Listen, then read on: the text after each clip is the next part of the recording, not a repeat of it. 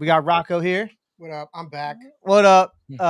And here we go. We go live on Instagram. And today, what we're aiming to do is get your story, Joe. I want to know about you. I want to know what makes you tick. I want to know what you're doing, where you came from. And I want to know because it looks like you actually have a very lively personality, very lit up. You seem like somebody who's living out a purpose. Yeah. Uh, that means that you didn't have a purpose at one point and you were trying to find that. And I want to know how you ended up deciding when you were for your life, right? Because usually FML means fuck my life, but in this case, it means for my life. And we're really trying to get you to share that out, your journey, how you got to this point. And let's do it, baby. Yeah. So I was born and raised in Cleveland. I have a brother. I have a younger brother, older brother. I have a sister. Damn. And yeah, Parents man. were at it, dude. Yeah, just lots of people all over the place, man. Sheesh. So anyway, my older brother and I were really close because, we're only 2 years apart. So my youngers didn't really connect well because I was already in the Army at that point. So like after they were, able to start speaking and shit like that, I wasn't there. You know what I mean? Yeah. So we kind of became estranged and all that. But my older brother and I, we had some issues. Like I said, grew up on the west side of Cleveland. Didn't have much money at all. We were living with my grandparents, my dad, and it was terrible, man. It sucked, dude. Like we went to John Marshall High School. John Marshall, I don't know if you know anything about Cleveland, Ohio, but it was like a prison, dude. You walk in, you walk through metal detectors. Yeah, you got metal detectors and shit. There's cops everywhere because of all of the nonsense that happens over there.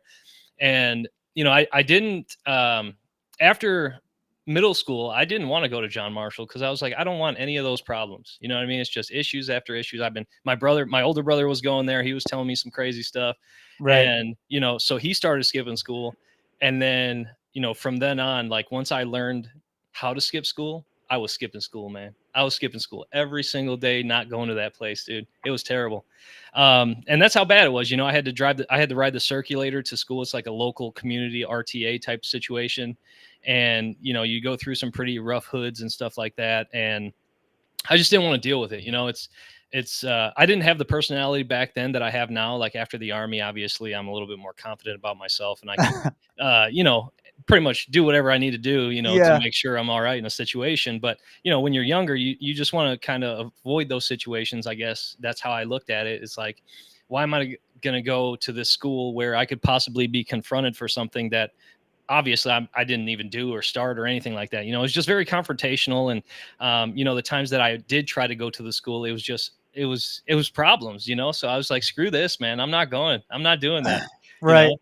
So, after that kind of happened, my mom finally caught me after like 360 days of skipping. I swear to God, I skipped an entire year one year, and I was making fake notes. Damn, dude. Like I'm telling you, man, I was not playing. Crazy. And, and that's kind of how it was, like we would have parties at the house. My mom would be working and stuff. And I would bring half of John Marshall to my house and I'd be like, I'm fine with it because I'm at my house, But like the people that I was kind of close with, I would bring them back and we would just chill. But, looking back, like if I didn't do all of those things that I did when I was little, I don't think I would have turned out the way that I am now. You know what I mean? Right. Independent. Right. Exactly. Yeah. Because I had an opportunity to kind of explore all aspects of like life, I guess, like I wasn't forced into anything. I didn't really have any guidance from anybody really. I just, was just like, all right, well, I'm going to try this out. And, if I get in trouble, I get in trouble, there's nothing,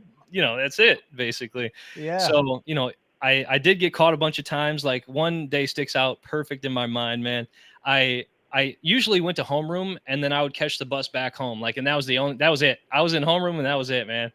And the truancy officer, right? Exactly. I'm there. You know what I mean? So they would mark the little box and then boom, I'd disappear. But the one day I was on the way out and the truancy officer opened up the window and yelled out at me like, "See you later, buyers," and all this shit. My God. She like knows me by name and stuff, and that's how I knew. I was like, it was bad, man. But after that, I did some homeschooling and stuff like that. And then I ended up getting my GED after that because like in 2007, I think is when I finally got my GED. But I just knew that like John Marshall, the school wasn't for me. And then, Wait, wait, hang on. There's yeah, something I'm learning from you right now. sure, sure. Listen, kids, school sucks. It doesn't matter. Well, No, I'm no, I kidding. I'm know kidding. that's a I'm lie, kidding. man. That's a lie. So I'll get to that in a minute, but No, I know. I um, know. yeah. So after that, it was like, what the hell am I going to do with myself, man? Like, Right. like I said, I grew up in the west side of Cleveland. All my friends were into hardcore drugs, man, and I didn't want any part of that either. You know what I mean? I just wanted to kind of just do my own thing. And my brother and I at that point, we were going to ITT Technical Institute for some. I was going for computer electronics engineering, and he was going for some other stuff. So we lived in Middleburg, which is right up the street from the ITT Tech. This is our first place that we got together. And, it was cool just being me and him, because that's what it felt like my entire life. Is like my brother was my only constant that I had to kind of, like even guide me, I guess, in the direction that I was going. You know what I mean? So it was like, no adult. My dad definitely wasn't telling me to do anything, because my dad's nuts. You know what I mean? He's, Right. Right. he's just doing his own thing too. He's drinking and partying and going to jail a lot. So, you He's know, having a grand old time. exactly. Yeah, yeah. I Yeah. mean, he's a cool guy. Like, don't get me wrong, but definitely not the person that I could have used to kind of guide me through life. You know what I mean? Understood. So, then that's when I really started thinking. Like, after we were living there, and I was like, shit, I don't want to do this anymore. I'm just I don't know what I'm going to do, but I know I don't want to just be here to work. At the time, I was a produce manager at Mark's, a local store. And I was like, I do not want to do like groceries the rest of my life. You know what I mean? Right. So I talked to one of my buddies. His name is Josh. I won't use his last name, but he joined the Air Force a couple years before that. And, I gave him a call and I asked him how he liked it. And, he was like, yeah, it's great. Just don't join. Don't do anything. Don't do Oh this. yeah. Yeah. Don't do it though. He's like, it's great, but don't do it. And I was like, hey. So then I started thinking about that. And then another guy I used to work with, I really looked up to him. His name was Mike. And, him and I worked together for quite a while. And then he moved away to South Carolina and became like this secret undercover FBI agent guy. And I was like, holy shit, if he can do it, I should be able to do something cool like that. So that's when I started looking into the Army and stuff like that.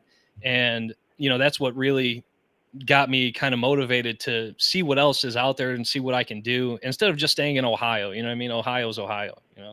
Right. So that's what it felt like to me, because I was born and raised here. You know what I mean? So it's like, you know, if I don't leave, I'll probably end up like one of those other guys that I used to be friends with that I'm not friends with anymore, because they're not doing shit with their life. You know what I mean? They're Man. just kind of sitting there, doing the same thing every single day, waking up, wake and bake, doing this and selling Right. that, and that I just knew like that wasn't me. So then, Let me um, ask you a question. Let's sure, pause sure, real quick. sure. So you're in this moment, Mhm, and you are around these people. I feel like there has to be you're either doing some of it or mhm. you're like thinking about doing it and you're just seeing people and the way they're acting. What is it about? Why were you thinking this way? Why were you thinking this isn't for me? So, like I was saying before, this kind of goes back to my dad. So my dad, his, he's got a reputation. Like, everybody in the neighborhood knew who my dad was. He would be at the Right. parties with us. He would be the one getting us beer most of the time. Uh, he would just do the craziest, most off the wall things that I probably shouldn't say on this podcast. That's So okay. That's okay. You don't have to. yeah, I would exactly. love for So you to, but Well, you don't you're have well, to. you're well, maybe allowed to, we'll but you talk don't about have that to. offline or something, because I Yeah. honestly, it'll steer the whole conversation in a wrong direction that I don't want to go down. So, That's I fair. mean, it was cool when we were young, like, that it was awesome. It was exciting. Like, we constantly Fucking knew, dad's right, jumping off a fucking yeah, building, right, bro. right, yeah. Yeah. So we constantly knew something would happen, and that's why kids Yeah. and other kids were like, hell yeah, let's go hang out with the buyers, man. They're crazy over there.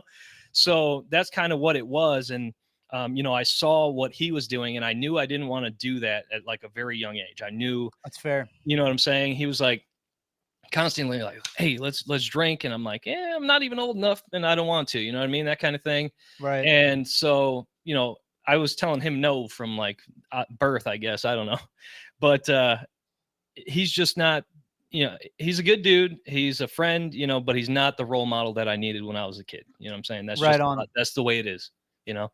And a That's what it took to good thing I crumble had my grandpa sometimes. though. You know what I mean? His dad was my dad essentially because we were living with them. So he was the one that was, kind of showing me like that, hey, don't do that, do this instead. And my grandma was the same way. Like those two, without them, they were churchgoers. They forced my older brother and I to go to church all the time, constantly. I hated that, but I mean, I still think, even though I didn't like it, it still instilled like something in me to like, you know, keep track of who I am and don't don't fold to, somebody else like, here, do this. You know what I mean? Like, no, get that shit out of here. I don't want to do it. You know what I mean?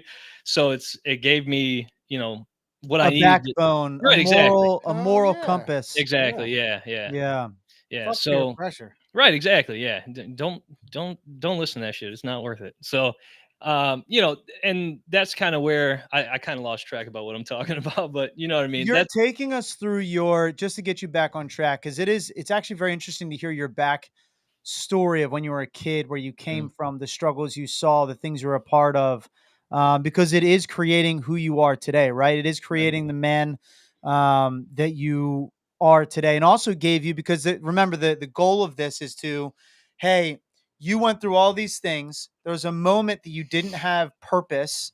And you felt like you were lost again, like you were once, as you were explaining to us now. I was a kid, Mm, you found purpose, probably what you're getting to is in the military at some point, right? yeah, that's Found right. friendship and Right. things like that. And then after the Mhm, military, you lost it again, but you knew mhm. you had to find it. And then you're going to take us into why you're so full of life right now. What is the purpose you're living? Gotcha. Okay, Uh, so yeah, let me rewind just a little bit yep. more. So, yeah, so after that whole thing with my dad, and we figured that out, people started getting in trouble with the police. People started going to jail. Like they were doing like a lightweight version of bum fights. Like we had these bums in the neighborhood, and I'm telling you, it That was is wild, man. fucking I mean, it was hilarious. good to be a part of and watch it from afar. You know what I'm saying?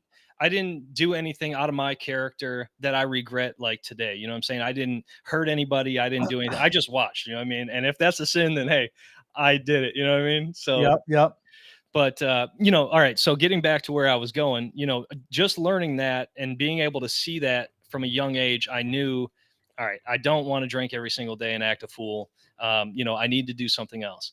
So then when my brother and I, let's go back to Middleburg where we moved with my brother and I, after speaking with Mike and Josh about, what they're doing and how well they're doing and seeing different things, going to different states and stuff like that, I was like, all right, so let me just sign up for this thing and we'll see how it goes. So I actually had to sign up twice for the military. So the first time was, I think it was like 2009. I think is when I initially went to like MEPS and like all that stuff. I was getting ready to go. They promised me the world. Obviously, they were like, "Yeah, you can do this, this, and this, and this, and this," and that obviously didn't happen. Because I was 11 Bravo. So, Hey, baby. right, right. So, I sat down with the guy. I think his name was Sergeant Wright. Yeah, that's him. I sat down with him, and I was like, "Yeah, I'm ready to go. Just find me whatever you need." And I was like, "I'd like to do this, MOS or whatever." And he was like, "You know what I think would be really good for you." Oh, Well, he was an infantry guy, yeah. So I guess he pushed it on me, but he was like, he was like 11 Bravo. He was like, they get out there, you get in the field, you get to camp for a while, you do, just the whole spiel, bunch of bullshit. yeah. I Yeah. mean, you get to do those things, but it's not fun by any means. You know what Well, I he mean? was definitely nice to Right. you because mine was Right. like, you get to kick open doors and shoot motherfuckers in the Yeah. face. Well, see, it's funny because he started off initially like that, like nice, but then, as time progressed and I didn't ship out like when he wanted me to, he became a douche. But I mean, Man. so the first time in 2009, I think it's around then. These dates are very loosely based because after the TBI, I can't really remember anything, so I'm just making up shit as I go.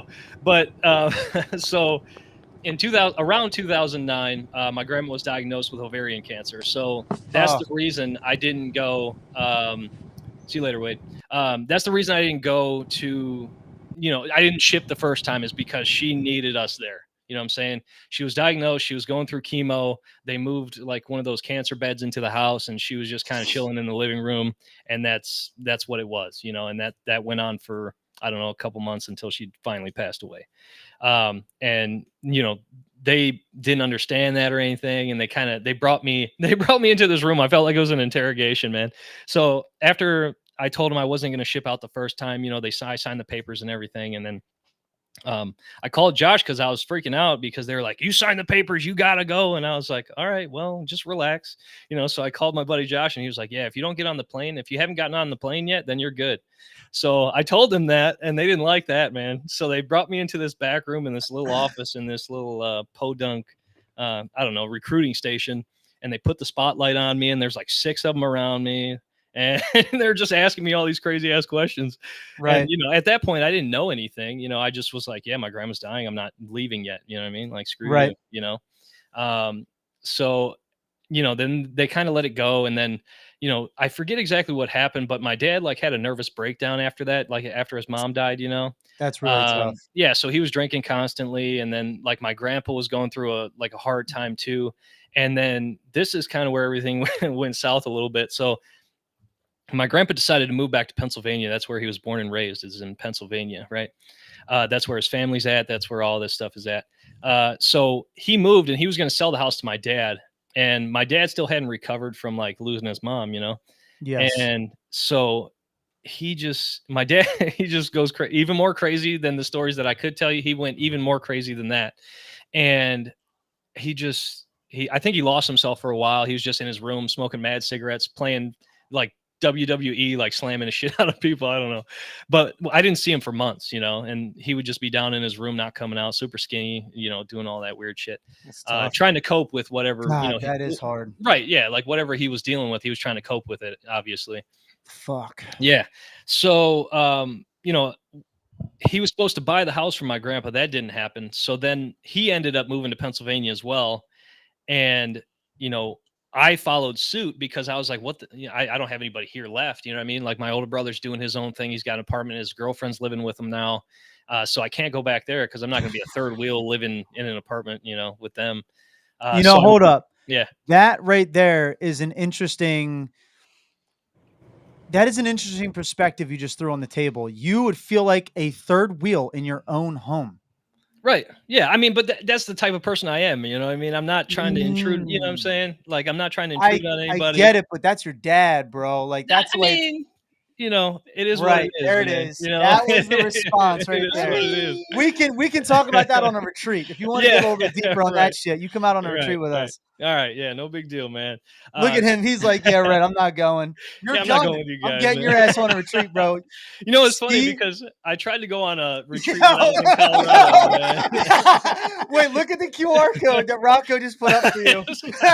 I got you, buddy. Hold on, let me get my phone, man. Damn right, bro. Do it. Scan that bitch. Oh my god. So anyway, I moved to Pennsylvania, and this is where where in PA? Washington, Pennsylvania. Yep. So I moved in with my grandpa actually. So my grandpa moved, and then we stayed in the house in Cleveland for a while. And then my grandpa was like, well, your dad's not buying it, so I got to get rid of it. So he ended up selling it. And I was like, oh, shit, I don't have any place to go. So let me just move to PA, start doing my own thing down there, trying to figure shit out. So I moved down there for a while. I think it was about a year, and I couldn't find anything like productive to do. I was just living with my grandpa. I was getting kind of ticked off because he's like an old school kind of guy, churchgoer, just no nonsense kind of guy. Cool. And he would, at that time I was into video games and stuff. I was like, I was playing like, I forget what I was playing, but he would look over my shoulder and he'd be like, why are you chasing that guy around on the screen? Like a third person game, Yeah, like, why you been chasing that guy for like 6 hours? He doesn't understand about it, but after he said that to me, and I was like, damn, I got to do something, man, because I don't want him to keep on looking at me like, damn, he's just wasting his life away, Uh-huh. So then I contacted you respected him. Right, exactly. Yeah, absolutely. Yeah. Absolutely. So after that, I contacted, the recruiter again, Sergeant Wright. And I was like, look, man, I don't have any way to come back to Ohio. I don't have a car. I don't have anything. I was like, but if you drive up here and get me, I'll get on the plane. You know what I mean? I'll get on the plane this time. So that's what he did. He drove up there. He picked me up. Obviously there's some more stuff in between this, but he drove up there, picked me up. We went to MEPS. He got me a hotel for a little while, for like a week, I think, until I shipped out. I signed all the paperwork, did the duck walk and all that crazy stuff. And then, next thing I knew, I was on a plane to I love how Georgia. I know what that is. What? I love how I know what that is. Yeah, exactly. Right. Yeah. Yeah. So, yeah, I mean, I got on a plane to Georgia, and then that's where I kind of, flourished there. Honestly, like I went there, I was a little heftier because, I was just sitting around all the time. I was a little fat kid, and that changed real quick when I got there, man. I was Yeah, looking, dude. yeah, exactly, real quick, because I was like, damn, this sucks, man. I'm fat, I'm out of breath, I can't run, you know.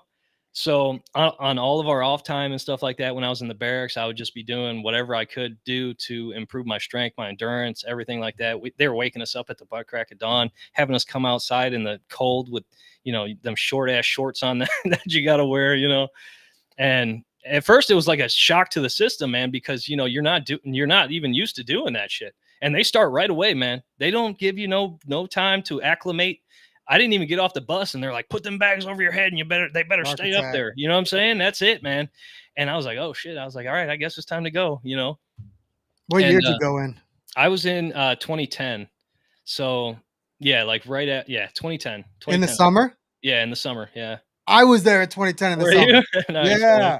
As Yeah. senior drill sergeant Sherwood. I had Brownlee, Fisher, or was this Fisher? Yeah, Brownlee, Fisher, and then like some tall guy that I never seen ever. He would like come in and everyone would be super scared of him, and then he never said anything to You hear us. the So I don't know. story about Kaluzny?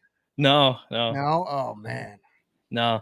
All I know is that people were hiding shit in the ceilings in other bays, and we got in trouble for it. That's all I know, man. It was probably us. Yeah. Yeah, that's all I know. They were like, yeah, you guys have, and then they made us take all the ceiling panels down and checked our lockers like every day and all this shit. I'm like, geez, Oh, is that Jake? yeah, that's Jacob before, Allen, What's yeah. up, Jake? that's before we were even able to, before we even able to walk around. That was like our first couple weeks there. I'm like, dude, we haven't been able to leave this thing out of sight, and like, since we've been here. I don't know what you're saying here, but yeah, the basic training was a whole experience for me, man. It was weird because we had two twins there and they wanted to do a news story on these kids. And then we also had in the same, whatever training as us, they had a father and a son that they wanted to do like a news story on too. So I'm like, what the hell are all these cameras doing here, man?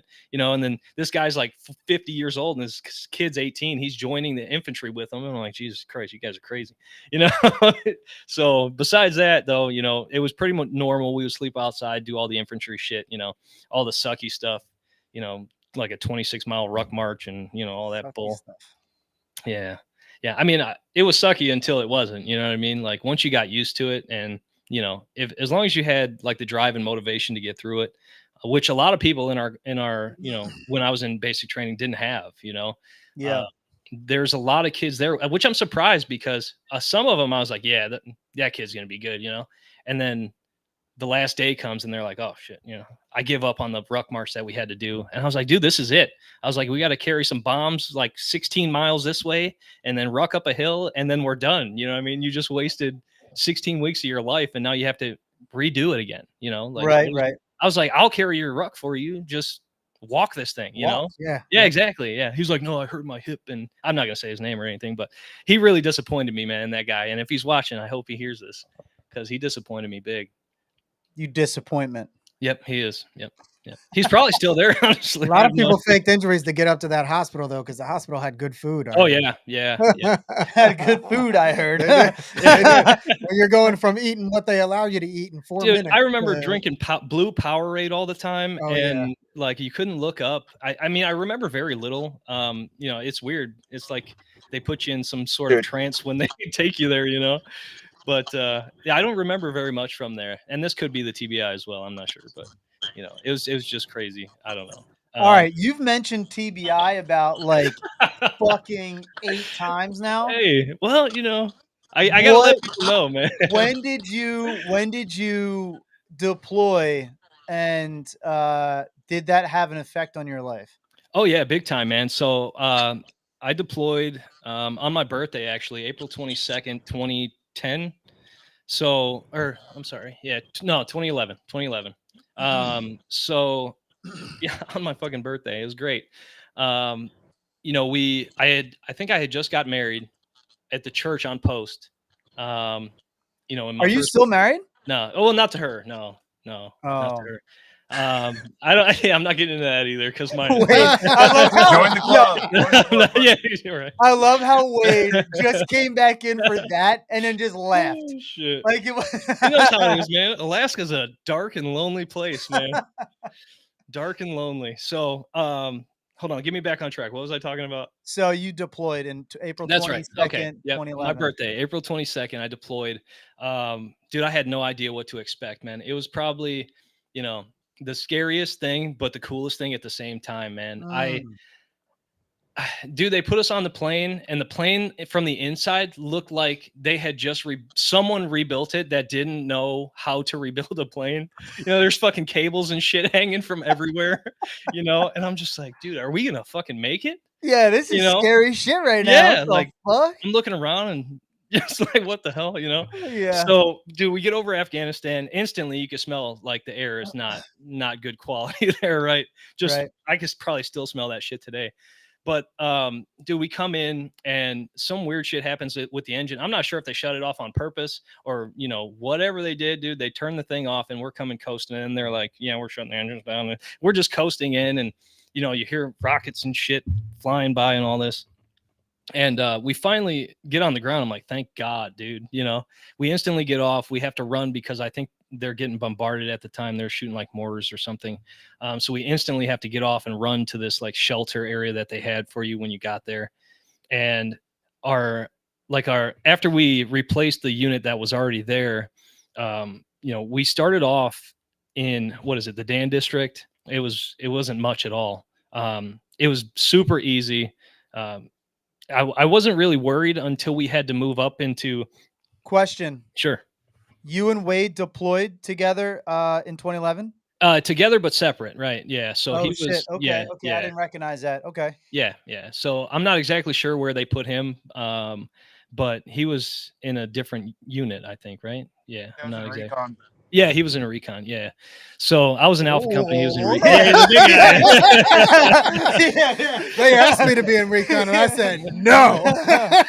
Yeah, they tried to recruit me. I said no. No, I wanted you, bro. So I know bad, you did. dude. I know. I wanted to come over, but Griffin wouldn't let me go, man. Sergeant Griff, he wouldn't let me go. Yeah, because he got So kicked anyway, out. yeah. But I love that dude. I love him, man. Yeah. So so besides that though, you know, our first mission, let me just back up just a little bit. So my driver was probably the most insignificant person I could have had as a driver, man. I Yeah. honestly hate talking shit about people, Sure. but man, Sometimes they deserve dude, it.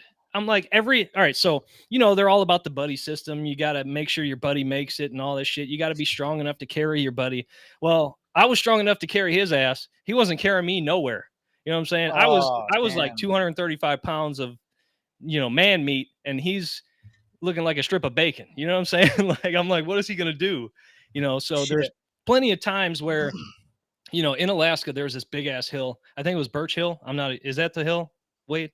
Yeah. Okay. Birch Hill. We had to ruck up and down that thing. We had ice things on our boots so you wouldn't fall down. And this kid couldn't ruck a half a mile uphill. So I'd have to put his ruck on, and then I'd have to carry his ass too. And I was just tired of it, man, you know. And then we had another guy, his name, I'm not going to do it to him. But he was just a weird guy, man. He would wear like one winter boot and one summer boot. And then, you know, his belt was on upside down and backwards and shit. I'm like, dude, how do you even do this, man? You know, and then they saw that out. Right. Exactly. Dude, I don't even know how this guy made it through, man. Honestly, I caught him doing some weird shit in the shower. I took a video. I shared it all around. I shouldn't have done that. But, you know, that's It went to U.S. Army. What the fuck moments. No, but you know, I've got a couple of those videos actually, and they're freaking hilarious. That I still look at them every now and again. But yeah, he was doing some weird shit, man. It was like he was a skinwalker or something. I don't know what the hell was going on in there. Swear to God, dude, I don't know. But anyway, back to my story. So, Well, I think the thing behind that, right, is they push, you know, get the guy in front of you and behind you so hard, and when you have somebody that you don't think is gonna get you, yeah, you know, I don't fucking like you either. Like if Right. if you're not gonna get my back, I don't give a shit about you. Right. And see, another thing was I was only a private when I came. So I was like, I think I was an E1, dude. And they saw that I was better than, and I hate saying this, man, because I don't consider myself We to be better understand. than We know what anybody. you're saying. Go But ahead. they saw me and they were like, you are in charge of the new guys. And I was like, fucking great, dude. I was just trying to come in under the radar. And the first week there, dude, they put me in charge of people. And I'm like, fuck, man, I'm screwed now because half of these guys, you can look at them and tell there ain't, something's not right, Yeah, but when you describe a guy as a skinwalker, I think yes, you're on point that these guys aren't right. Yeah, dude, yeah, no, honestly, if you had to deal with it, man, you would be saying the same shit. But I try to get past that because I don't want to be that person to kind of say that about them. But I don't know any other way to describe those kind of people. I just I just don't, wait. dude. I want to share with everybody what the fuck you're describing for the showers, real quick. I think it's really important for context. Okay, dude. All that right. we do this. All right. So this is a skinwalker in the fucking bathroom. Oh my god! Like this is what he's like. The guy's walking around hunched over. I didn't mean visually looks like a skinwalker. The way he was acting. All right. Yeah, I'm sure the way he's acting. I'm gonna give you some more context real quick. Hold on. Let me just say this real quick. So I'm going to the shower. We just got done with like PT and stuff, and I was doing it like 2 or 3 times a day at that point anyway. So because everybody else had to, because they weren't passing the PT test and all that stuff. So they're making us do it a bunch. So I was on my way to the shower and the stall was locked up. And I'm like, what the hell's going on in there, dude? And I took my shower. I left him alone. It was like 20 minutes. I was in there rubbing up, squashing, rinsing everything off. Dude, I come out and he's still in there. I'm like, dude, what the hell's going on in there? So we're going to show you what was going on there in just a second. I should have sent you the video because then you could have pulled it up. But well, I don't want to show the guy's face anyway. So he's literally standing in there. He doesn't. Yeah, exactly. Yeah, he was doing everything but making that noise, man, to be a skinwalker. Oh. So he's inside the stall. He's not doing anything. He's fully clothed, and he's just standing in there, and he's like turning his head like that. Oh yeah. And his eyes are like going different places and shit. Dude, it was the weirdest. I have the video. It's the weirdest thing I've ever seen in my life. Definitely possessed. Fuck. Yeah, that's what I'm saying. And he was just standing in there. It wasn't using the bathroom. He was facing like out, standing up. So this is Alaska? Man. Yeah, in Alaska, man. Yeah, he was possessed by a skinwalker. They replaced him. Alaska. Right, dude. On his way there, they kidnapped the real second kid. home. Exactly. And they replaced him with this skinwalker guy. Yeah. Do I know this guy? You might, dude. I swear you might, because he was messing up the entire time we were there, man. Wait, do you know Pat Carney as well? No, I don't. You don't? No. Okay. Pat Carney was me and him met in Iraq. He was like doing jiu-jitsu. Oh, okay. Yeah, this guy didn't know jiu-jitsu. The only thing he knew how to do is like freak me out, dude. So he knew how to be like a chameleon with his fucking eyeballs. Yes, no, dude, I'm not kidding. Like his eyes, if I'm looking at you here, his eyes would be like up over here, being like on some creepy stuff, dude. I'm telling you, it's you know what I mean? That's good. So anyway, back to my story. We were in Afghanistan. Our very first mission. The reason I got off topic was to tell you about my driver, who is also a shitbag. But the first mission, he is my driver. I'm the vehicle commander. So, I'm pretty sure everybody here that's listening is going to know what that means. You want to describe it just in case? Yeah, sure. So I was in charge of the remote weapon system on top of the vehicle. So whether it be a 50 cal or a Mark 19, I had the joystick in hand. I was using, I was scanning for everything, to try to see if I could see something before anybody else could see it, obviously, while we're traveling, make sure we're okay. Cool. And, man, I love me a Mark 19, man. Yeah. I was stuck with a 50. So yeah. Sucked.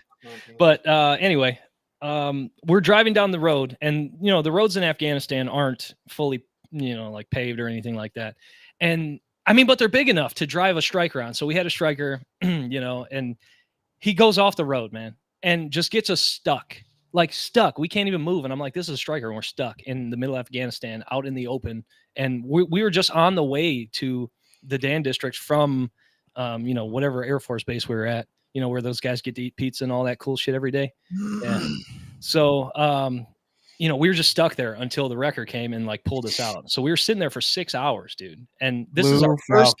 This is our first day. This is our first day there, and I'm like, Jesus Christ, dude. So I'm like, I'm on it, man. Because we just got there. So I'm like, dude, there's gonna be people shooting at me all over the fucking place. I gotta spin this, around and make sure we're good. Fuck. And because I didn't know what to expect because I haven't been there before. You know what I'm saying? Like this is my first deployment. Fresh, dude. I just got to Alaska 3 or 4 months later. Boom, I'm in Afghanistan. I'm like, holy crap, dude. And you hear stories, so the expectation is probably very high. Right, exactly. Yeah, and what makes it worse is I was in the platoon sergeant's vehicle. So he's sitting right next to me. I have no idea who this guy is. I just know he's 100 ranks higher than I am. And he's like, you better keep your eyes on, so I'm like trying to do my best to do what I can do for him. And we're just stuck here. And he's pissed. He's yelling at the driver, like, oh, this fucking sucks, And it turned into this whole thing. And it was just terrible, man. It was just terrible. So after that, we finally got to the Dan district and we were just chilling. And, after that, it became a lot easier. We were doing like, roving patrols and we didn't have as much, we weren't using vehicles as much. We were just on the ground, every now and again, there'd be someone in like a Toyota pickup truck driving by, shooting a gun at us or something. Right. But it wasn't like anything crazy that we couldn't really handle. And then we did that. Yeah. It's interesting. There's some civilians that do listen to this. I'm a civilian too, if you didn't know. I'm the only guy in a group that, I'm the only guy in a group that is. So, I'm just one of the co-founders that came out of Columbia, lost my mind and wanted to do something for the country. So, the thing that's interesting about that perspective you just threw out there, that is one that many people don't understand. You're like, we're just getting pop shotted. You know what I mean? Yeah. Like, it's okay. It's nothing we can't handle. I had a bullet hit my fucking windshield. It's fine. Like, I was protected. And it's just like, that's such an, Well, it's a different mindset, That's right. when you're there. So a lot of people, well, for me, this is personal to me. I don't know if anybody else experienced this too, but while I was there, I wasn't worried about whether or not I was going to die. Sure. You know what I mean? I was worried about. That's a good headspace to be in when you're there. Right. Exactly. I mean, obviously I thought about it, but I wasn't like stuck on it. Like, oh shit, we got to go outside the wire again. We might die. You were excited today. Right. Exactly. Yeah. So, I was excited to see what else was out there. I was still young and, I had a lot of energy and shit. So right after we got there, they were like, Byers, you're a 240 gunner now. You get to carry this 26 point whatever pound gun. You don't have a ammo carrier either, so you have to carry your ammo. And then on top of that, you have to carry all your water and your food and, anything else that we might want you to carry while you're on the way. And your Skinwalker battle buddy. Right, exactly, yeah. Right. So luckily... He's going to freak out every Muslim around, dude. Right. Yeah. Well, luckily, he was in 3rd platoon, so I was in 2nd, so I didn't get to see him much after that. After we got to Afghanistan, I didn't really see him, which is like, thank God, because getting smoked in Afghanistan is probably not fun. You know what I mean? So did you hear what he said? No, I didn't. Rocco was like, but he saw you. I'm sure he did, dude. He's probably standing over my cot while I was sleeping. Holy shit! But he did a seance in the shower for you, bro. It wasn't. Hopefully, it wasn't for me, man. Maybe that's why I had such bad luck recently. But I'm it's just the rest of this interview looking at him like this. Yeah, right. He's probably at home right now. He probably has a lock of my hair out and he's trying to get me right now, dude. Something. I don't know. But I'm going to stop talking about him because it's not about him. Cool. He's going to find you. You already said where he was earlier, dude. Shit. I don't know. Who's that? But anyway. If he wants to come, he can come. I'll make him something to eat. Oh, yeah, there's like a shadowy figure that just shoots behind his fucking behind him. So, yeah, I mean, once we got there, I mean, I wasn't really thinking about, dying or anything like that. I was thinking about like how I could keep everybody else safe as well as keep myself safe. And in my role, currently like what I was doing. So I was the vehicle commander. Then they didn't like me there because I was too big. I was like the biggest guy in our platoon. So they were like, all right, well, you got to carry it because nobody else can carry the thing. You got to do it. So I was like, all right, cool. I mean, it's a big ass gun. Of course I want a big ass gun, so we went on a couple missions, and the biggest one that we went on, we were actually dropped off by Chinook, and it was like a secret mission. But I mean, if you can't see a Chinook coming down and dropping off like 30 guys, like, come on, it's not anything crazy, you know. So we actually set up and we took these people's house, and what really kind of made me upset about you know, the ROE, like rules of engagement and stuff like that, was and like the rules that we had to follow while we were there, it wasn't really based on our protection. It was based on like their beliefs while we were over there. So this woman, we took over this house and we were using it as like a base, an operating zone, you know, and we every time the woman would walk by, we would have to turn our backs to her. And I'm like, I'm not turning my fucking back to this lady. Are you kidding me? I'm gonna get shanked or something, you know? I mean, I understand that, you know, she's in their culture, that's the way it works, right? But you know, we were forced to do that. Like my first sergeant was like, you better do this or else, you know, you're going to get this and all that. So it was really like, I didn't really appreciate our first sergeant at all. I did not. I mean, when I was on the stretcher after they were carrying me out, after I got blown up, he looked silly as hell carrying my ass. But besides that, he was a fobbit, man. Honestly, he didn't leave. He was just riding on the skid steer every single day, like building things. And I was like, dude, if you want to be an engineer, you should have been an engineer. You know what I'm saying? Like, what are you doing? I'm sorry. Did you just say a hobbit? Yeah, exactly. Yeah. You are a hobbit that stays at the fob. Which No, is no, no. It doesn't have anything to do with your appearance. It just means that you never. No, leave I know the, you're not yeah, leaving okay, the forward observation base. Right. Exactly. Totally. Yeah. I understood, and that Okay, is gotcha, hilarious. I Yeah. I didn't know with your lack of military experience if you knew that or not. Yeah. That is the funniest shit. Real shit. He knows more about the military than I do. Oh, I'm sure he probably does to me too. Because as soon as I got out of there, I left that shit in the rear view, man. So yeah, good. You know, I mean, but besides that, you know, I guess what I can get to next is like, I was there, everybody started going on leave. So I was like, hell yeah, my time to go home is coming, right? We've been there for 5 months. And then I found out that I wasn't going to be able to go on leave until I think month 9 or something like that we were there. And at this point, it was November, and a lot of stuff had transpired before that. Like our company commander got relieved of his duties and sent back, and then we had to go and pick up another one, and I became the vehicle commander again for that convoy. And on the way back, he liked me so much that he was like, what are you doing now? You're not doing that anymore. You're working for me. You're my vehicle commander now. You do nothing else, but you're my vehicle commander now. And I was like, all right, cool. You know, I thought I'd be safer in the vehicle because, yeah, go ahead. So you were A company, Alpha? Yeah. Yeah. Oh my gosh, your CO was yeah. Yeah, you know who it is, man. So yeah, we could talk about that offline. But yeah, no, he did a lot of shit that was messed up. Like our first platoon got really injured. A couple of guys like lost their legs and like all this crazy stuff. And second platoon was the QRF, Quick Reaction Force for them. So we were out there. We were carrying these. They tried to give us these grenade backpacks. I forget what they're called. What are they called? Bandoliers. No, it was the check for the IEDs. Remember they were trying to do that. I forget what they are, but it's basically like a 50-foot long tube sock full of grenades, and they're all connected together. And you launch it out if you think there's an IED, and then it blows up in the areas and tries to blow up the IED so you guys don't get taken out. So I had to carry that thing too. And I remember that moment, man. It was probably the coolest moment. It looked exactly, in my mind, it looked exactly like a U.S. military commercial.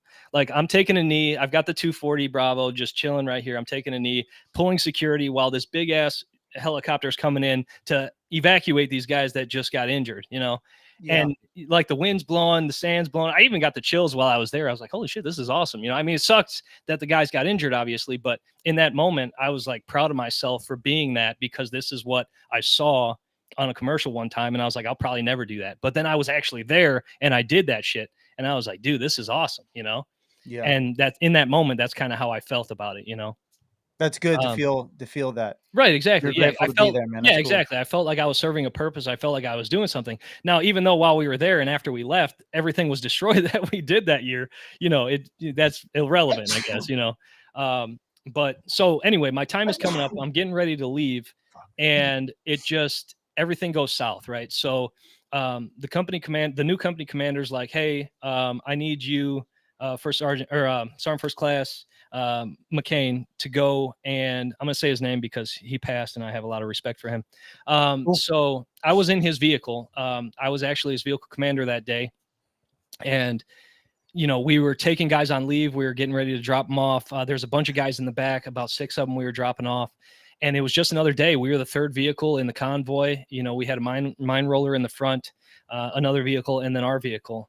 And, it was a command det IED that blew us up. The only way that I can describe it is if someone puts you in a bottle that is much bigger than you and then just shakes you as fast as they can. It was so disorienting. I'm spitting out teeth. Like right after it happened, I was like, holy shit, man. Like, what was that? I woke up and I performed like a self check. My arm was like super swollen. I've got, I had to have shrapnel taken out of my arm and stuff. And, I was like, damn, instantly both my ankles were swollen. Like my left one, they had to do an ankle replacement because of how bad it was. I broke 5 ribs. I broke my neck. I shrapnel in the whole right side of my body and all this shit. And I'm just sitting there for a minute. I'm like, holy shit. I look over and all I see blood on his back, Sergeant McCain. And, I'm just like, holy shit, what happened? So my hatch is still open. It's above me. And I'm like, well, I'm doing no good in here. So I grab my rifle and I unbuckle myself and I start pulling myself out.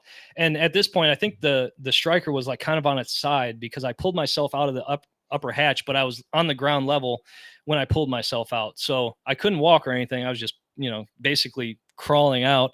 And at that point, we were already surrounded by our people and, they were pulling security, making sure we were going to be all right. And there wasn't any secondary attacks coming or anything like that. But yeah, I remember our medic running over to me. He's like, hey, what's wrong? I was like, I broke some ribs. My ankles are messed up. I can't get up. I can't walk. I can barely breathe. And dude, it sucked because they had to bring 5 birds in for medevac.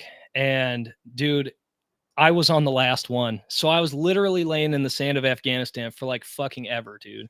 I was on the ground just like wheezing and shit, trying to breathe because my ribs were broken. And dude, it sucked, man. That does suck. And even though all of that was happening, I wasn't ever thinking about like, oh shit, I'm going to die here. You know what I mean? Sure. So that's kind of how that went. But I did laugh and it hurt like hell 2 times after I got blown up.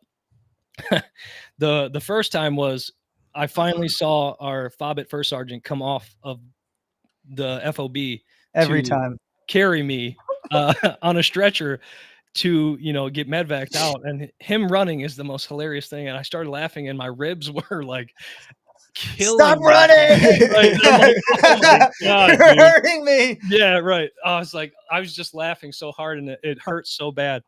And oh, the you're second cool, time, man. the second time was when I was on the bird and they had, I mean, it's a wonderful attitude. Air Force is a different, like a different animal, I guess, because, there's many different people all over the place. But this guy that was on the chopper, I'm surprised that shit could take off. Honestly, I'm not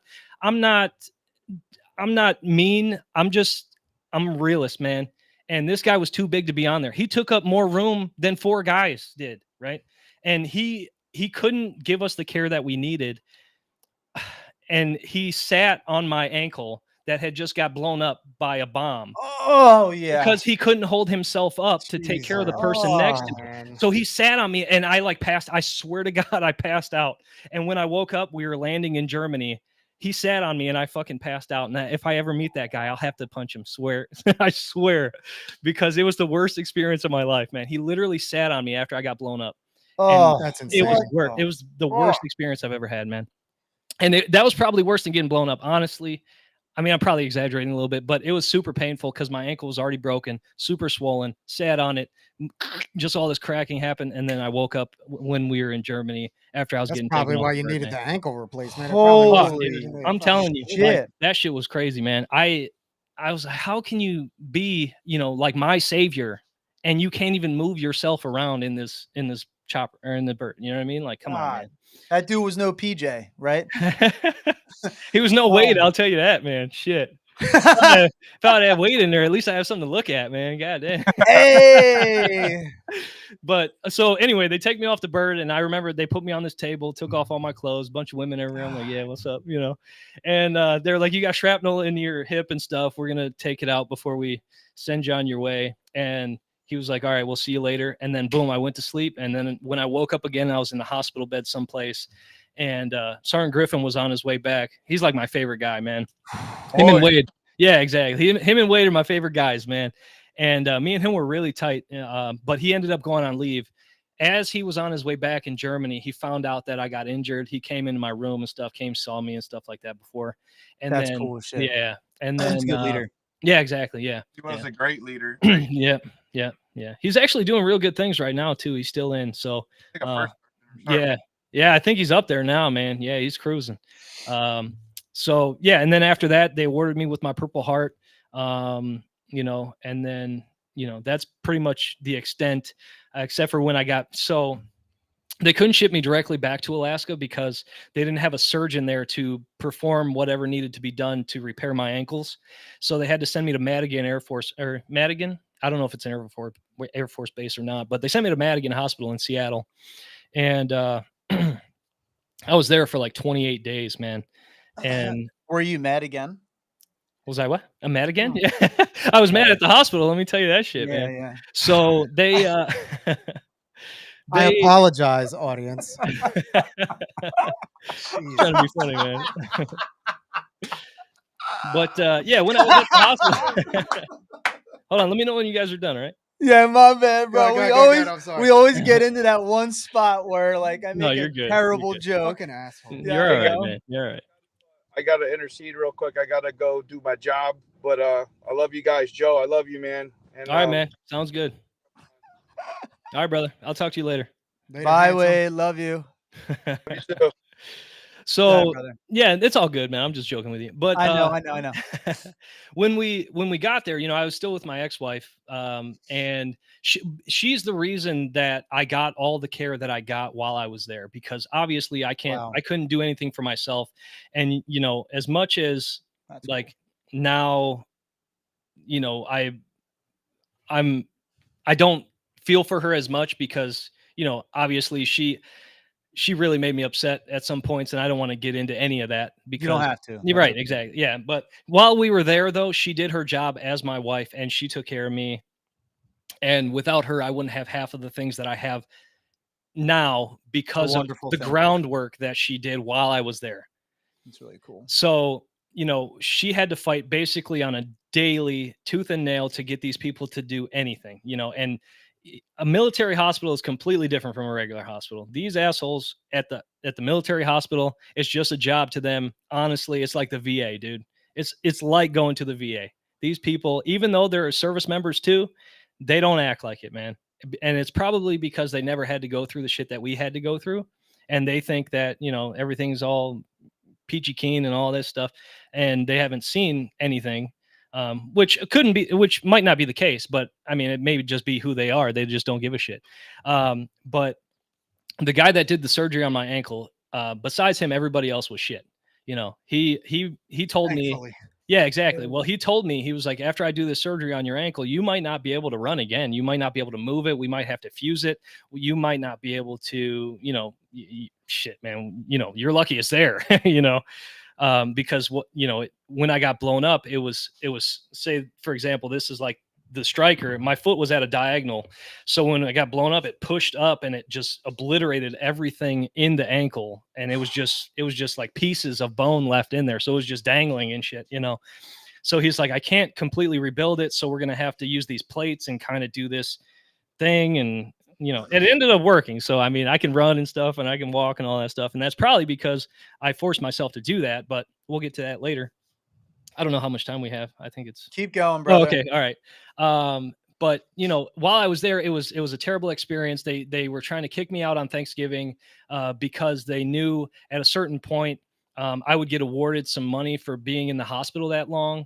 and they tried to kick me out the day before. And then my wife went to the commander of the hospital. She talked to every damn buddy, dude. We had an ombudsman at that point, man. She was doing it, dude, you know? Wow. And without that, I would have been kicked out in a barracks, someplace, you know, not in the hospital where I needed to be, you know, and, you know, I'm thankful for that. But, you know, after that, you know, they shipped me back up to Alaska. I was I wasn't sent to a warrior transition unit right away, the WTU. I wasn't sent there right away.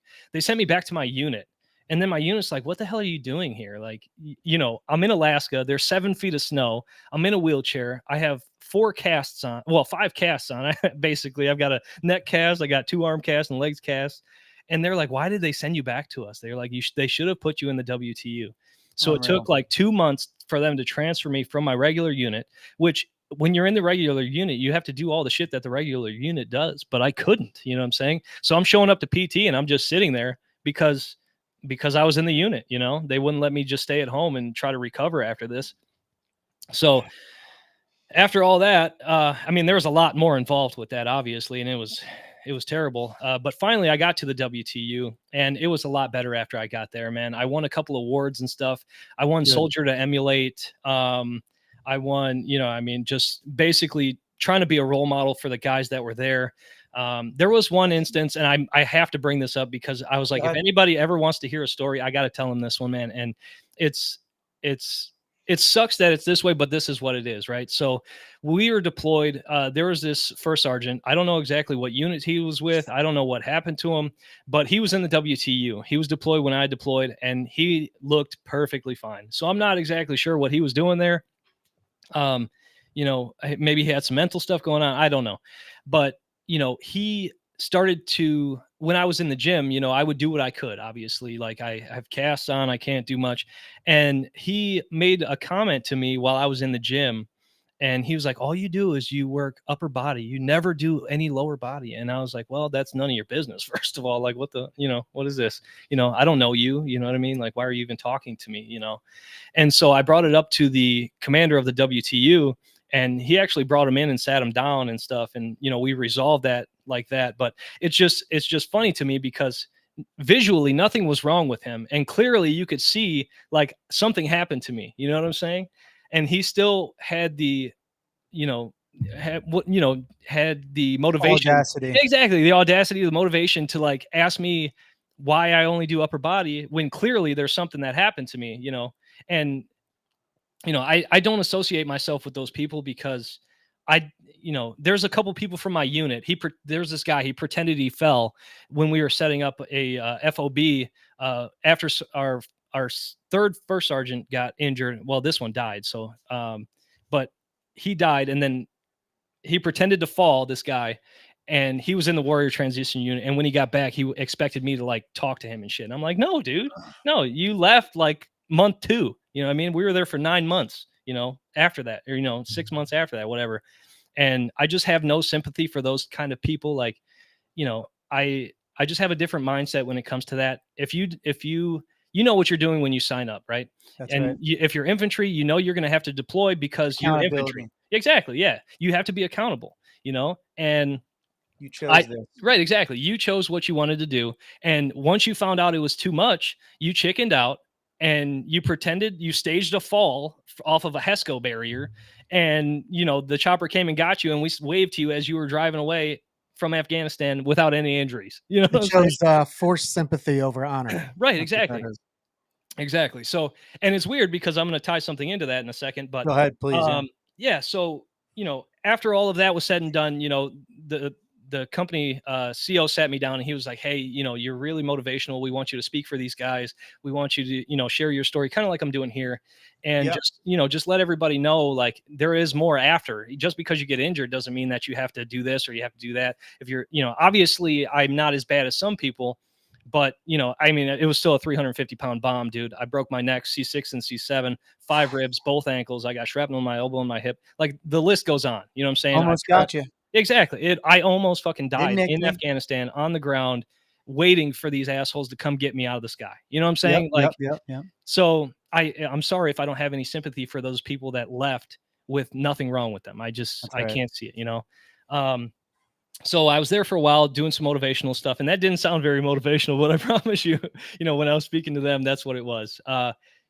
So after that though, I felt what it was like to be one of those people, if that makes any sense, because the people that I was really close with in Afghanistan, like in our unit in Afghanistan, Afghanistan, after they came back, they were shady to me like that. They were acting like that towards me. And I was like, why are some of my guys acting like this towards me? Like, I didn't do anything wrong. But I guess what people were saying is that I didn't get injured, and so I became one of those guys, which is really strange to me because all of them saw me laying there on the ground. You know what I mean? But it's just, it's the culture has to keep on moving. So I was really close to 3 or 4 of the guys. Like, we would get together constantly. Every single day we were going out, weekends we were going out doing something, and we became best of friends. And then just to have that like taken away because I was injured is kind of crazy to me.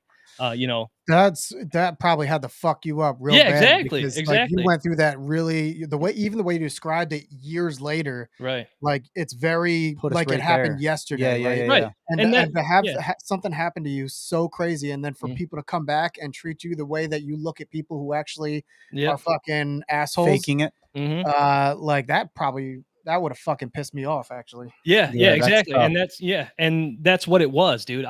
I tried my best to try to get that back with them after they got back. I was still in a wheelchair and shit, so I would wheel myself over from the WTU to the barracks and shit and try to talk to these guys, man, and they wouldn't have anything to do with me. So I'm like, I don't know what else I can do. So at that point, I was like, all right. I mean, they don't want anything to do with me. So now they asked me if I wanted to stay and change MOSs to something else. And I was like, there's no way I would ever do anything else after this. You know what I mean? Because I've already done the best thing that you can do, which is be shot at and be out there in the field, Yep. have a weapon in your hands, feel what it's like to, be out there and be one of those people, one of those soldiers that, people try to emulate all the time, by playing these video games and stuff. So I just, I don't know. I felt like I reached the top, and since I got injured and I wasn't able to do it anymore, one of my bones in my ribs started growing weird. So I couldn't wear an IOTV anymore. I couldn't, like run like I used to. I can still run, but I can't, do any of those crazy things that I used to do. Understood. Yeah. Yeah. You know what I mean? So it's like, why should I stick around in this? And I mean, it was a good decision for me at the time, but looking back, like I wish I would have stayed in because after that, it would have been just smooth sailing, dude, because I was injured already. You know what I mean? I could have rode that out until I retired. And looking back on it, I think I acted too quickly to try to get out and away from whatever was happening. I could have made new friends. I could have done this, could have done that. But, looking back, that's one regret that I had to leaving the army. You know what I mean? Like I wish Yes. I would have just stayed. Um, but that's in the past, obviously, and here I am today. But Hold on. yeah, sure. What you just did, you actually paused really intimately when you were going back to that decision in that time. Mm. Is that decision still something that weighs on you?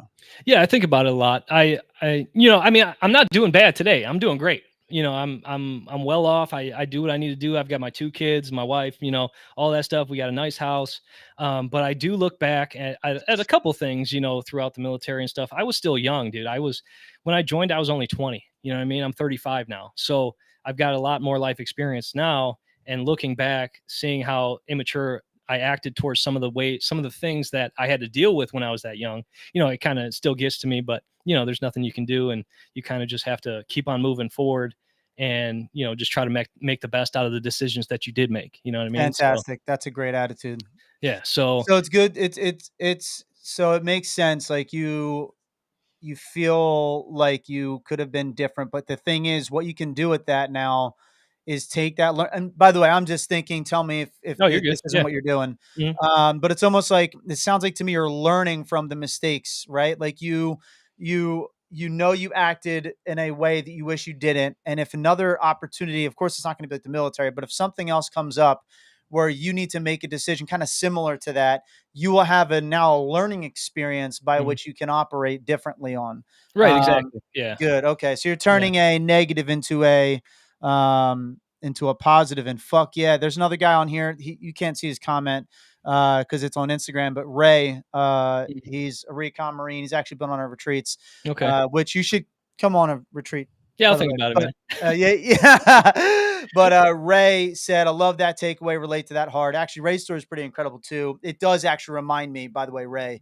talking to you directly, his story does remind me a lot of yours as well, Mhm. minus the injury part. He wasn't blown up, but there's a lot of similarities to even the upbringing. Mhm. He ended up going on a fishing boat and then almost drowning in the ocean, and then got out and then went to the Marine Corps and became a recon Marine. Gotcha. But yeah, like there's a lot of similarities between the two of you actually with the stories here that are I would love to connect you with And the him way you actually at some think point. as And well. the way you think. Yeah, yeah. Yeah. Yeah. He's from a little bit yeah, he said don't think too hard, go on the retreat. That's what he All said, right. dude. Yo, I'll actually make sure if you do decide Mm. that you want to go on a retreat, I want to make sure that we get Ray out because All Ray right. is Yeah. now a retreat leader Oh, that cool. All right. yeah. So he's somebody that I trust to send out on stuff now too. So Yeah. Awesome. I would make sure you two are on the same retreat. I would pair you guys up fucking for sure. Cool. Cool. He said I was blown up by my BC. Uh, um, That's funny. but so yeah, man, I see that you're taking it's actually a very stoic approach, not to call it that, but I'm going to call it that. It's very important. Like you're taking a very stoic approach, right? You're like, Mhm. look, I know where I fucked up. I know what I did wrong. I know Mhm. how I acted here. I know that I was fucking literally broken. My body Mhm. was broken.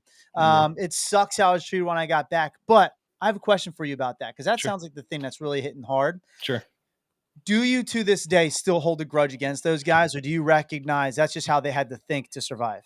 No, it's funny that you asked that because even after that situation, once I got out of the army and I medically retired, I moved to Colorado, and one of the guys he was actually the best man at my wedding, and that's what really pissed me off the most is like him and I were super close, dude. We were, me and him, we were doing everything together. Anyway, not only was he my best man, but he was for real my best man. Like we were bros, and when I moved to Colorado, I found out that he lived there and he didn't contact me. So I was like, what the hell, dude? I got to find out what his problem is. If he wants to fight me, we could fight. We could do whatever he wants to do, you know. I love that shit. Like we got to figure this shit out because I was like, I was your best friend and now all of a sudden you don't talk to me. So there's got to be something that I'm not privy to. I don't know what the hell's going on with you. Sure. So I contact his girlfriend, who that's how I found out because he doesn't have social media and stuff. So I saw he was in Springs, and I was like, let me just reach out, dude. And he gave me his number and all this stuff, and he would avoid all of my questions. It was like he was a different guy. You know what I mean? He didn't have many tattoos and stuff. He was still kind of him before he joined the military, and then after Afghanistan kind of changed him, I think, is what happened. And that's kind of how I was able to let it go and knock it up as like, all right, well, it wasn't really him. It was just what he went through, and that's kind of what it is. Because I That's know another guy that needs to be on a retreat to meet some other dudes, man. Right, exactly. Seriously. And I do have another guy, Josh, actually. He lives in Colorado Springs too, the one that I told you about in the beginning. Yeah. That him and I were really close, and he's in the Air Force and stuff. Well, he was a medic attached to an Not the infantry. Skinwalker. Yeah, exactly. Not that guy. But he was a medic in the Air Force attached to an infantry unit, and he's not the same either. And I try to help him, with his VA ratings and stuff like that. And he just won't have any part of it, dude. And they're just completely different people, And it's weird how some people can kind of maintain who they were, and others just they kind of lose themselves and they become this person that more introverted, and they don't want anything to do with anybody. They think that they're dealing with this alone, when in fact other people were there with you. You know what I'm saying? Like if you need help, being a man and asking somebody for help doesn't mean that you're a bitch. You know what I mean? It just means They are that one and the same, in fact. right. I mean, it just means that you you need help and you're right. reaching out for it. How do I know what you need if you don't tell me? You know what That's I'm saying? right. So it was a bunch of that, after I got back. And then him and we talked for about 2 weeks. And then after that, I was like, all right, well, he doesn't want anything to continue. He doesn't want to be my friend anymore. So I was like, all right, that's it. I did what I needed to do to make sure I was at peace with how things ended. You know what I'm saying? Especially because him and I were so close, and it sucks that it's like that, because we were real close, and it's hard to find people like that in the normal world that have dealt with something like that and can have similar interests and, things that they can talk about with you. All everybody wants to talk about nowadays is if you're a Republican or a Democrat. And I don't have anything to do with that. You know what I'm saying? I'm trying to, I'm trying to find somebody that I can be a friend with that, has similar interests and, things like that have kind of been through the same thing. And, I take my kids to daycare every day and I see the dads that walk in there and I'm like, Jesus Christ, I do not want to be with those guys. You know what I'm saying? I see them and they just, I get it. yeah. You know what I'm saying? It's just like, who the hell are these guys, man? Hey, listen, fuck that guy. I'll be your best man. Yeah, dude. Hell Let's yeah. fucking do That's what I'm saying, man. Play dates. Right, exactly. Yeah, come on over anytime, man. And that's just kind of how I was looking at it. And then, once I got out of the military, it took me a little. Can I ask you a question? Sure. Really important, actually. When you say, I didn't mean to interrupt you, but I was thinking, and I'd stopped listening, which I don't like to. I like to listen. So when you say you show up to, because this has to be a point, because he immediately was like, "Yeah, I fucking know exactly." I mean, explain for me and out loud say what you mean when you look at other like dads showing up and stuff, like why you can't connect with those guys. They're not on the same level as me. I am motivated to be the best version of me. I am constantly trying to find groups of people that I can interact with, have conversations with, be around, and I'm trying to be inclusive with everybody. I don't give a shit what you look like. I don't care. If you're a cool person, you're a cool person. I'll hang out with you. Right. You know what I'm saying? Character. Exactly. Yeah. And these dads that come in there, they're just, I don't know, they're sloppy, they look messy, they just do this because they have to. They don't teach their kids anything. Their kids are running around fucking screaming a mess all over the place. Exactly. Yeah, it's just like they're drones that are just coming in and all this stuff. And I tried to I mean, they very well could be, but I tried to make contact with one of them who I thought would be pretty cool, and it all just ends the same exact way. You talk to them to their face and they're like, "Oh yeah, man, we should chill, we should hang out and all that shit." I was like, "Yeah, you guys come over, cook out. We got a nice fire pit in the backyard. I'll cook something up, we just get to know each other." You know what I mean? That's it. And nothing ever comes out of that with these normal people. I mean, with the people that I meet out there. And that's why I say that they're different than I am, because if I see something, I don't have a filter, and not in the point of like saying whatever I want. I just don't have a filter as to like, I'm scared to go talk to somebody because of what they might say. You know what I'm saying? Like how some people are afraid to go and talk to a girl or whatever it may be.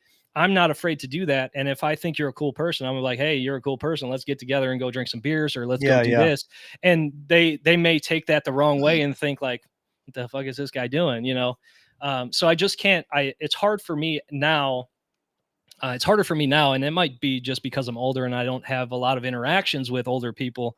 But it's harder for me now to find a friend than it used to be, because I think I'm more picky about the people that I want to hang around with, because now I know that I have two kids. I have a 5-year-old and a 2-year-old, and I don't want them to go over to some Joe Schmo's house and just, and Joe Schmo is a pedophile. Exactly. A pedophile, or I mean, a pedophile, or they, just let their kids do whatever. I walk in. There's no discipline, right? Exactly. These kids are screaming, running up and down the hall, smacking their parents in the face and shit. And I'm like, please, I wish you would, and that's just, my daughters are well behaved. They, they do exactly what they need to do. They go to school, they come home, and, they still watch the iPad and stuff. They still have a good time. We slept out in the tent last night. I mean, it's just like, it's just impossible. It feels impossible to. You just defended yourself, by the way, for being a father that instills discipline in their kids and rules and boundaries.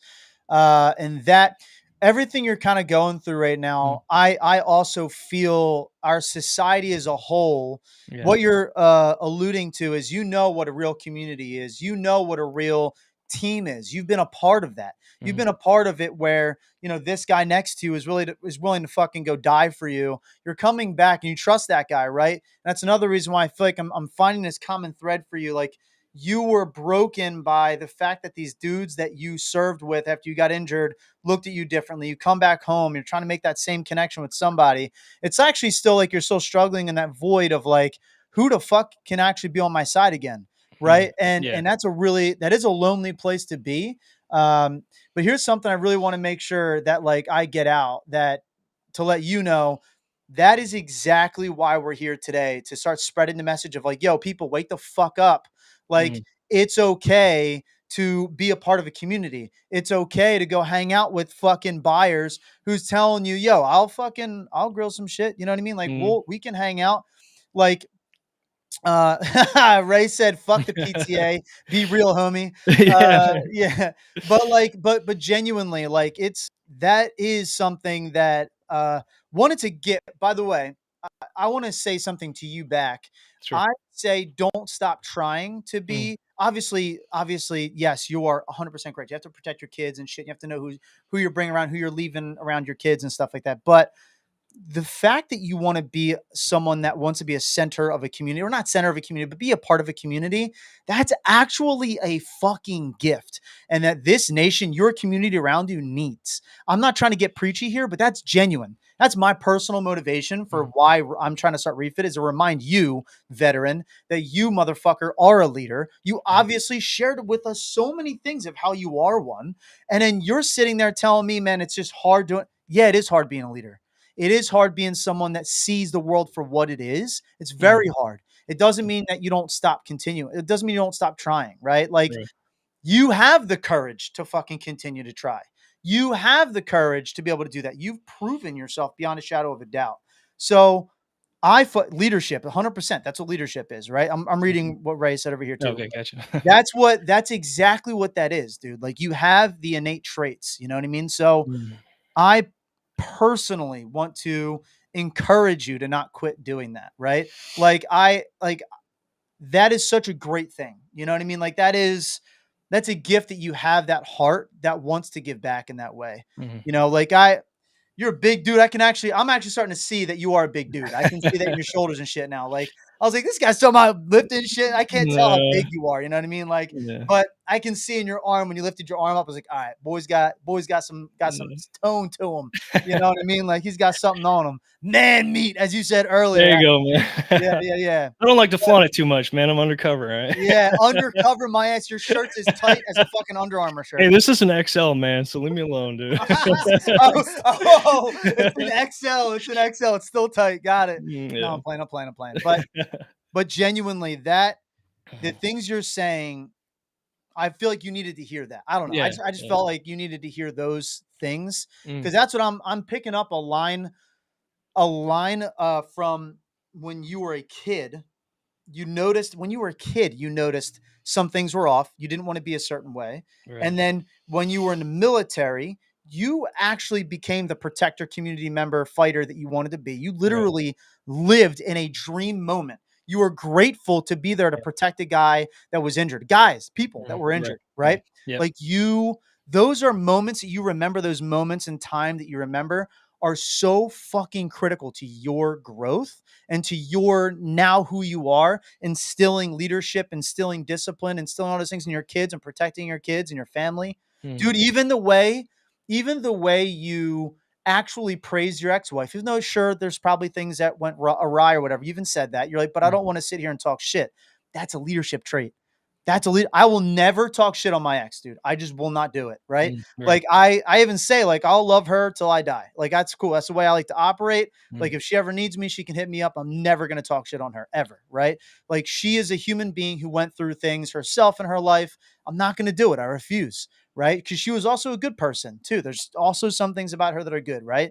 Like, a lot of things. Right. I don't want to like diminish, but you have that, brother. Like, that is who you are. So I just, without a shadow of a doubt, please continue to try to, be a leader in your community, bro. Like, you still are, I don't want to say this, but like, it's kind of true. You still are serving in a way the nation that you also served in uniform.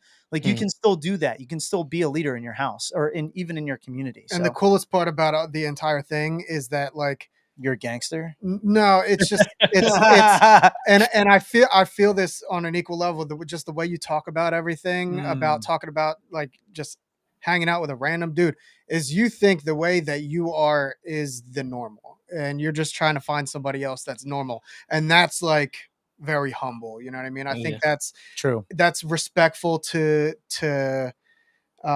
perceive about you. Like I perceive that about you, and I respect it because uh normal to us is not normal to everybody else. Right. And to search for somebody that we think is normal, just that shares the same views and shares the same um you know respectful attitude towards anybody else, and that just genuinely wants to know just good-hearted people, which is why my friends list is that big now. Yeah. I'm the same way. I have a 2-year-old daughter, I have a 7-year-old son, and I have almost 10-year-old son. So I'm the same way. I'm very picky and choosy about who I want to be around, but Yeah. I very much respect the fact that you think the way that you do, Yeah. and you're not like, no, I just want to be around veterans that know who I've been through. No, I don't give a fuck who you are. You're Right. a good person. Yep. Let's have dinner. Right. Yeah, exactly. And I don't plan on giving up, obviously, because I'm not that kind of guy. But yeah, I mean, like I was just saying, it's a little bit harder. And it's funny because now I've actually found somebody. Now, granted, he is a retired cop, so he does kind of have like, and Yeah. I guess he was in the Navy or something like that too. I don't know if that counts or not, but. Oh yeah, that was cool. I was just messing That with was you. cool. But no. So it's funny because after I got out, I didn't really know what I was going to do with myself, and that's kind of, I was, after I got out of the military, that's when I had the hardest time. Like I was just chilling at the house. I wasn't doing anything, and that's kind of what attributed to the demise of my first relationship. Right. For months and months and months after I got out, I was just literally sitting behind a computer screen, just like trying to get out of my own head or do this or do that, because of the headspace that I was in, because of everything that had happened. I mean, I think I was still processing everything and trying to figure out what the hell I'm going to do now that I'm out. So then I met up with these pretty cool people. They are Handmade by Heroes. What they do is they hire military veterans who have been injured or got out or something like that. And they have a contract with all of the NFL teams, MLB teams, the NHL teams, stuff like that. And they allow you to work for them at your home. You make these like paracord bracelets that you can use for like safety and, survival and all that stuff. And they actually, when I first started, dude, they would, they would give you $8 a bracelet. And me and my brother were killing those things. We were making like 236 a week or some shit like that, man. So we were killing it. But then it started to get more political and your pay started to decrease. So that's when I left. After that, I started working at the hospital in a care unit, in the locked unit, which is the craziest thing I've ever done in Colorado. There's a lot of transients in Colorado. I don't know if you guys are familiar with that area, Colorado Springs area. Yep.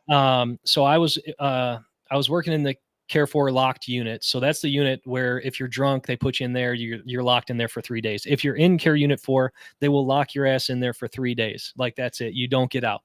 You're done, and they would bring people in off the streets, transients, because it was cold outside. And what they would do is fall over in the road, have an ambulance pick them up, and then they'd spend 3 days in the hot, get food and have someplace to sleep. And, that was an eye-opening experience there. There's a lot of people coming in on drugs and stuff like that. And that's how I actually found out Colorado was super bad, man, and I didn't see it right while I was living there. But as I started noticing it in the hospital, I started noticing it all around. They had these encampments everywhere. It was a terrible place. I wanted to get the hell out of there, man. So after my ex-wife and I divorced, I ended up moving back to Ohio. I was born and raised here in Ohio. And, that's where I was like, all right, I really need to find something that I want to do now. So I put myself in school using the GI Bill. Cool. I started going one way, changed my mind, went the other way. So, couple years ago, I got my bachelor's in criminal justice. Right. So I was like, all right, I want to be a cop. But then I was like, wait a minute, if I become a cop, I'll be in the same mindset that I was. And I don't know if I want to revisit that. I don't know how I'll react in a situation that I might not have reacted in a certain way before, because I have trauma now. Right. So I didn't want to be bias towards someone if I'm interacting with them and they act a certain way, and I don't want to jump the gun and accidentally put my hands on somebody if I didn't need to. Very impressive. Shit like that. So Yeah. I was like, all right, I'm not going to do that. So then I went back to school and I got another bachelor's degree in cinematology, right? So I'm sorry, cinematography. So got you. now, yeah, exactly. I mean, It's the biology of a camera. I exactly right. understand. Yeah, Yeah, exactly. it's a man. living being. Yeah, Yeah, it's the yeah. parts on the inside that count, man. Yeah. So I did that, right? So then I was like, what the hell am I going to do with this, man? I was like, it was great. It was fun while I was in school. They sent me a free camera. I'm shooting all sorts of crazy shit. And then, dude, just one day I was like, I'm just going to start this business. So I started Media Masters Ohio, and now we shoot constantly. That's really And cool. my dad, well, my stepdad, I call him my dad because he was, it's weird because this guy that I called my dad, his name is Greg. He was my dad's best friend. They grew up together. So, but Greg is the complete opposite of my real dad. My dad's way over here, crazy as shit, jumping off buildings, doing weird shit. And, Yeah, and yeah, yeah. Greg is over here and he has like a 895 credit score. You know what I'm saying? Like he's just two Yeah. completely different guys. And so, him and I, after I got back out of the military, we got really close, and they forced him to retire from the park system, so it cut into his pension and stuff like that. So then, him and I started hanging out. We were doing some ghost hunting and stuff. I don't want to get too much into that, but we're on a team here in Ohio, and we do that a little bit together. And so that's kind of what got me motivated to get my degree is, just wanting to know more about how cameras work and things like that. And now I think I'm pretty good at it. But I let him work with me, and it kind of helps supplement some of that loss that he incurred after the park system made him retire early, and he lost some of his pension. So him and I have been working together ever since. And I've got a full-time job now too. Also, I am a damage investigator. I do damage investigations for Spectrum. So I do buried cables and aerial cable damages. I don't have a boss really. I get it. My phone rings. I pick it up. I go take pictures and do the investigation, turn the claim in. As long as I turn it in with 14 days, that's it. I don't hear from anybody. I can wake up when I want, go to sleep when I want, go when I want, so this is the perfect, I literally found the perfect job for me, man. And I don't know how the hell I found it. I did one day. I don't know. That's But very cool. that's kind of where I'm at now. We own a house, and like I was saying before, we have 2 dogs. I have 2 daughters, and everything now is based on the fact that I took a leap when I was younger and put myself out there and took myself away from my family, and just did my own thing and didn't become a victim to Cleveland, Ohio, and all of this bullshit that everybody says, oh, if you're in Cleveland, you can't succeed. Well, that's bullshit because I live there. You know what I mean? I'm literally an example of what you could do as long as you try to do what you put your mind to. If you don't do anything, like half of my friends that I was telling you about, they're all dead now because of drugs. So there's like 1 or 2 guys left, and they're on their way out too. So I mean, you can either separate yourself from the bunch and do what you need to do, or you can just play a victim like everybody likes to play, man. That's it. It's easy to do that. Yeah. So give us the for my life moment. I think you gave us a bunch, but Yeah. sum it up for us, and then we're gonna call it. What kind of moment you looking for here? When you recognize you were for your life, like you were like, damn, I am grateful I'm alive. I'm here. I have so much to live for. Like this is it. Okay. Yeah. So that's definitely, after my kids were born, not I just one, love but that. both of them. And, it's tough because they're both girls. I really wanted a boy. Infantryman's curse, right? Isn't that what Right. that is? It's gotta Yeah, be. but I broke that. I Oh, broke it. did you? Good Yeah, for I you, got man. 2 boys and then a girl. Damn, nice. Okay. Anyway, I guess I'm stuck with it, but I'm not really stuck with it because they're my babies, man. And it just, I don't know. I'm just grateful because I was told after sitting so close to those microwave boxes that my shit wouldn't work right, and that's all lies. So, but I Try ended up. again, Yeah, dude. exactly. Yeah, yeah. Yeah. So I've got 2 kids now. They're great. And that's why I do what I do. That's why I work so hard. That's why I wake up in the morning and do Dope. everything that I need to do, and more. You know what I mean? I'm trying to get back down to Florida here soon. So I'm working really hard, doing stocks, doing this, doing that, just trying to make extra money so we can get back down there where I know we'll be happy. Plus, Ohio's cold as shit, man. I got arthritis everywhere. So if I stay here much longer, I'll probably turn into a corpse. I got to get down where it's hot, man. You know, when it's cold, I can't move. In the winter, I got to wear one of those heated jackets all the time. Can't move my neck and stuff. It's terrible, dude. So I got to That's get out of here. that's like one of our other guys, Rob. That's why he had to move to Florida. Yeah. He was blown up, and something else happened to him where he almost like got severed in half, and like Jeez. he's a Ranger, and he also moved to Florida because of his injuries. So Gotcha. Yeah. I mean, that's the place to go. I mean, it's nice down there. We used to live down there in Sarasota, and it's great, man. I love the fishing down there. I Everything think is that's amazing exactly down where there. he lives right now. I think he Oh, is it lives in Sarasota? Sarasota. I swear to God, Okay. yeah. Nice. I Yeah, think that's he lives awesome. in Sarasota. Yeah. That's right on the It's right by Siesta Key. yeah, I don't yeah. know. Yeah. You go up, and then it's a part of that little strip of Florida, right? I don't know if it's still in Florida. I don't know if it's like a little island portion or not. I'm not Matt privy. I don't know, man. I couldn't No, tell I'm you. describing it wrong. You know how Florida let me look it up real quick. All right. But yeah, dude, that's that's cool. I could be wrong, by the way. I think looking at the way that is angled, I'm way off. Yep, I'm way. He's hundreds of miles away from you. Okay. Is he north or south? He's north. He's a part Okay. of the. He's near. He's somewhere. He's fucking north. Okay. You know how Florida goes up and then over. Yeah. Yeah. He's Okay. a He's part of up there that little somewhere. hook. Okay. I see. I see. Yeah, at the top of the Gotcha. Gulf. But dude, thank you so much for coming here today. I really do appreciate it. I love your story. You got a great head on your shoulders. You man. have I was going to say that you have such an impressive way of looking at life, the way you've learned from your past, and how you don't hold anybody really. You don't hold grudges except for the guy that sat on your ankle. He Yeah, definitely fuck that guy. that guy needs to get Yeah. punched in the face No, for sure. that guy. I don't know. Yeah, he definitely needs to get punched. At But least an Article 15 or something. You know what I mean? Something. He's got to have something. if your nickname for your fist is Article 15, then Yeah. yeah. Yeah. Okay. All right. All right. So, but genuinely, dude, like you have a really good head on your shoulders, and it's really fucking impressive. I think even just I know I mentioned it to you. I was joking the first time I said it, was dead serious the second time I said it, and the third time. And I'm going to say it again. You should definitely consider coming on a retreat with us.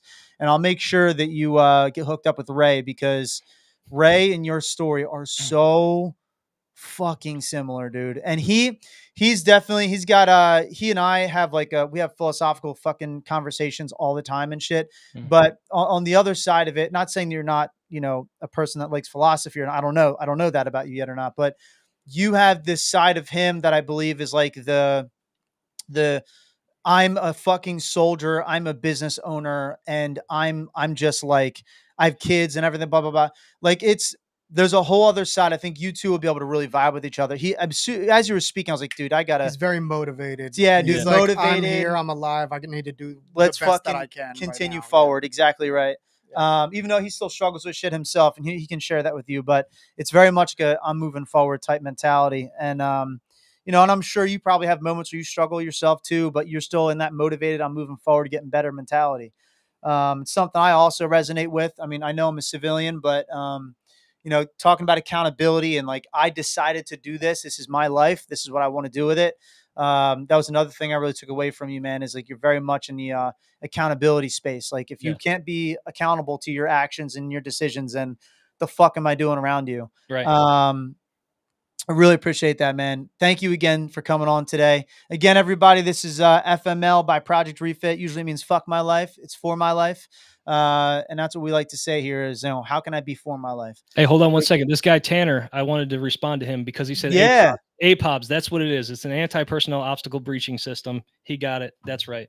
Tanner's another things fucking suck, dude. Yeah, he's another great dude, by the way. Okay, good. Tanner's actually been on a couple of retreats. Tanner Montana. Yeah, Tanner Montana.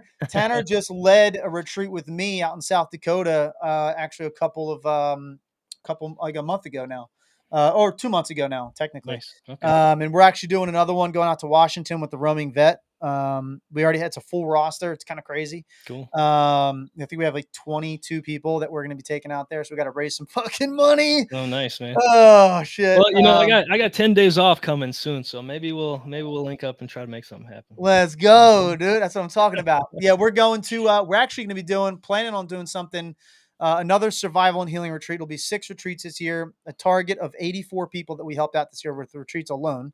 Awesome. And in total, I think it's actually over 800 now individuals will be able to contact, train, support, and guide this year, which is fucking absurd. Gotcha. But anyway, man, again, I definitely want to have a further conversation with you offline and get to know you even more, and would love to have you, join us and check out, what we're doing here. But if not for nothing, would love to have you back on FML again too at some point to get a catch up Absolutely. with you. Oh yeah, absolutely, man. Anytime you guys Cool. let me know. Awesome, brother. Thank you, everybody. And you can stay on. We're going to say goodbye to you Gotcha. off the in backstage, I guess. But winter break between semesters, just saying. All right, Ray. Got you. I think that's a Montana reference. You want to lead a Montana retreat? But yeah, brother, I'll talk to you guys later. Thank you so much. You got anything? Nope. Thank you for tuning in. My one shout out would be to Jake if he's still online. But other than that, thanks for tuning in.